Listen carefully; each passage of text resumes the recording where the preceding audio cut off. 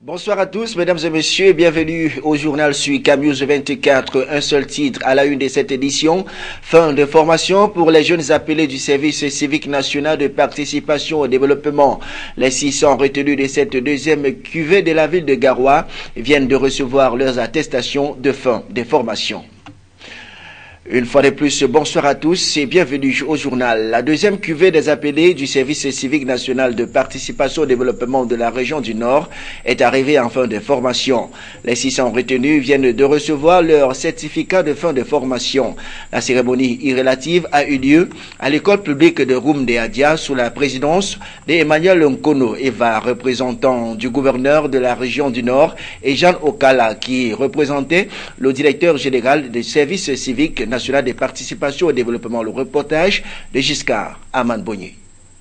Le représentant du gouverneur et Jean Okala, représentant le directeur général du service civique, sont sans nul doute répartis comblés du travail abattu par l'équipe que dirigeait Payan Fou Kametao, chef d'antenne régionale du service civique Nord, surtout après avoir vu le savoir-faire de ces derniers. Les 600 jeunes retenus dans la région du Nord ont bouclé à Garoua leur formation et ont reçu leur certificat attestant qu'ils ont effectué pendant 45 jours la formation au civisme, synonyme du vivre ensemble, de l'esprit de partage, de la vie associative, du sécurisme, du respect des emblèmes. Parents, frères, sœurs et amis ont fait le déplacement à l'école publique de Roum-de-Adia de Garoua où s'est déroulée la formation en question. Ils n'ont visiblement pas été déçus, même s'il faudra encore attendre avant de juger le maçon au pied du mur. La joie des organisateurs est grande en dépit des difficultés rencontrées avant et pendant la formation. C'est une appréciation vraiment très satisfaisante par rapport à tout ce que nous avons vu aujourd'hui. Ça veut dire que la formation aux valeurs, qui est le but principal du service civique, a porté des fruits. Nous avons vu les comportements qui ont changé. Nous avons vu comment ces jeunes, des prérequis qu'ils avaient avant, qui sont des acquis aujourd'hui, et nous pensons que nous partons avec un sentiment de satisfaction par rapport à ce que nous avons vu aujourd'hui. La cérémonie de Roum-de-Adia a été le lieu de la démonstration du savoir-faire de ces jeunes. Plusieurs d'entre eux ont presté sur les rythmes de chez nous à la satisfaction générale. Mais le stage a aussi été l'occasion pour certains de faire éclore leur génie. La satisfaction chez les bénéficiaires de cette formation s'est fait sentir au regard de l'enthousiasme observé lors de la cérémonie de remise de parchemin. Durant cette formation jusqu'à ce jour, je suis très fière, je suis très émue d'être ici parce que j'ai beaucoup acquis des connaissances que je n'avais pas. Et j'ai beaucoup aussi appris des cours, des différents cours qui portent sur les modules comme la compétence de vie courante. Donc, on nous apprend comment se comporter en vie. Nous avons appris beaucoup de choses. Nous avons appris dans le sécurisme comment secourir des personnes qui sont en détresse. Nous avons appris aussi la formation civique. Nous avons appris la formation sociale et sanitaire.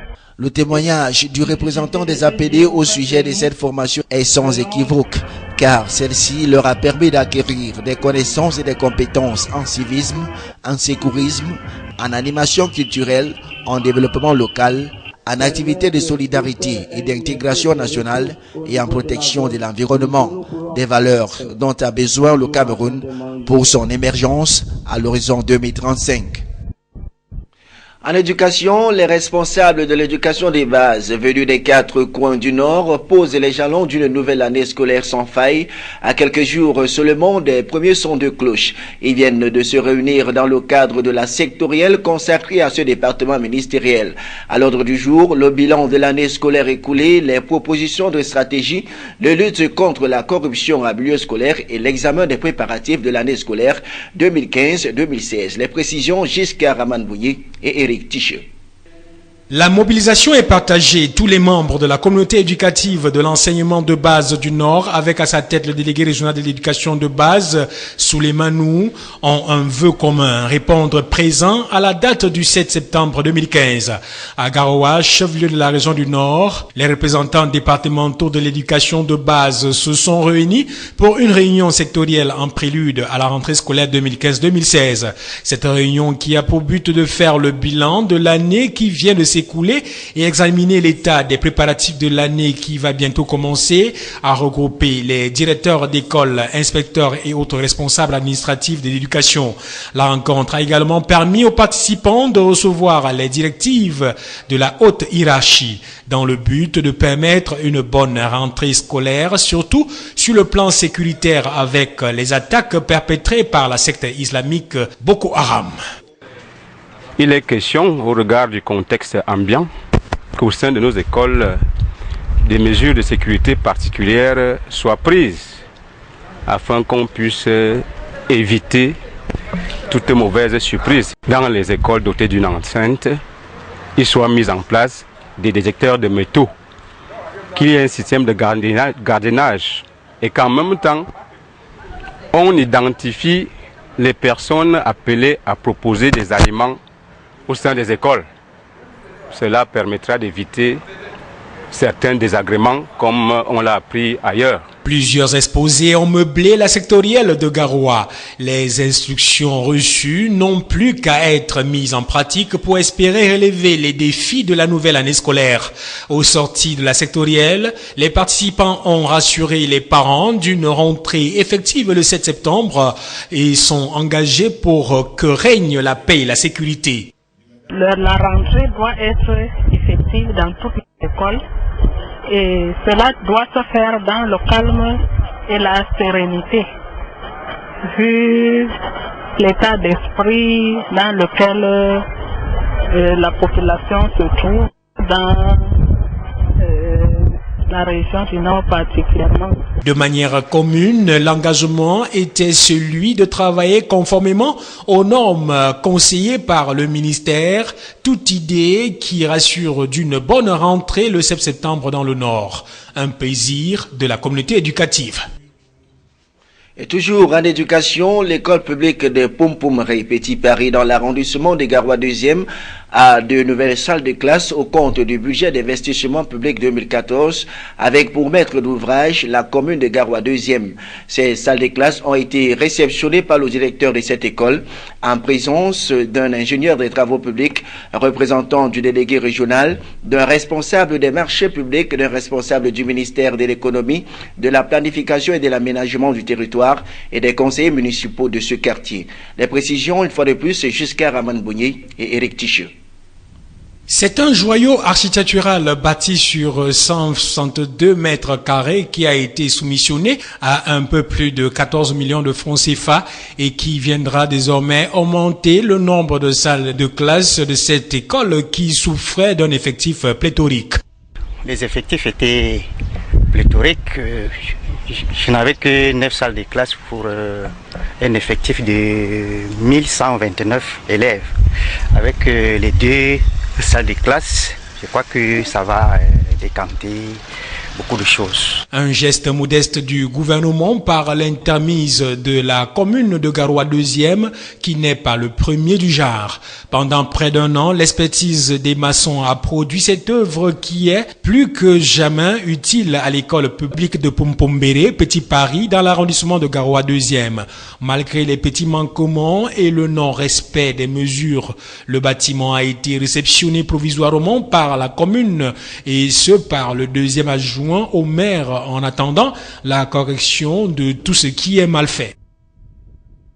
Rendons-nous à présent à l'extrême nord du pays pour parler de l'installation du nouveau chef d'antenne régionale d'Election Cameroun. Ali Amidou a été installé dans ses fonctions cette semaine par le directeur général d'Election Cameroun, Abdoulaye Babane.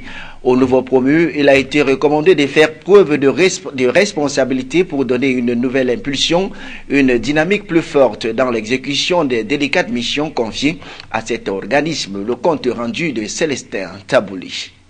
En l'installant ce 24 août 2015 dans ses nouvelles fonctions, Le directeur général d'Election Cameroun a recommandé au nouveau chef d'antenne régional de l'ECAM pour l'extrême nord de faire preuve de qualité exceptionnelle pour mener à bien sa mission. Abdoulaye Babani a recommandé à l'élu du jour d'instaurer un climat de confiance et de bonnes relations entre lui et ses principaux collaborateurs, ainsi qu'une gestion transparente pour l'atteinte des objectifs à lui assignés. Pour ce faire, Ali Amidou devra appliquer scrupuleusement les instructions de la Direction générale des élections, surtout celles relatives à la gouvernance administrative et financière. Avec un total de 1 050 000 inscrits sur les listes électorales à ce jour, le nouveau chef d'antenne régional devra mettre toutes les batteries en marche pour que la région de l'extrême nord, qui dispose d'un potentiel de citoyens en âge de voter estimé à 1 400 000, puisse atteindre cet objectif. Avant sa nomination à ce prestigieux poste, il était le chef de service administratif et financier à l'antenne régionale de l'ECAM pour l'extrême nord. Âgé de 47 ans, cet économiste jouit d'une expérience avérée en matière de gestion des ressources humaines, matérielles et financières. La cérémonie d'installation a eu pour cadre le cercle municipal de la communauté urbaine de Maroua. Autorités administratives, traditionnelles et religieuses, représentants des partis politiques et acteurs de la société civile étaient tous présents au rendez-vous.